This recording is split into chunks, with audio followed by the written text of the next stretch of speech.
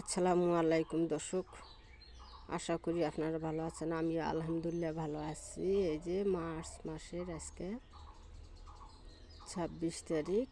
এই যে মাশাআল্লাহ বটবডি গাছ লাগিয়েছিলাম, সে বটবডি গাছ থেকে দেখেন মাশাআল্লাহ কী সুন্দর দুইটা বটবডি ধরেছে।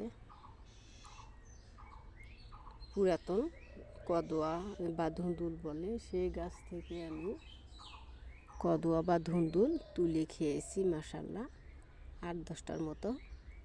আবার নতুন করে ধুন্দুল বা কদোয়া বা পোল্লা বলে অনেকে, যার যে জায়গায় যে ভাষায় কথা বলে, আমরা তো ধুন্দুল বলে থাকি। ধুন্দুল বলি কদোয়া বলি। যে মাশাআল্লাহ কী সুন্দর হয়েছে, বটবডিটা লাল। এখানে আমি সাদা বটবডিও লাগিয়েছি। বটবডি দুই কালার, একটা হলো লাল, একটা হলো সাদা। মাশাআল্লাহ কী সুন্দর হয়েছে। আবার ফুল আসতেছে, বেশ কয়েকদিনের ভিতর আবার নতুন করে বটবডি ধরবে মাশাআল্লাহ।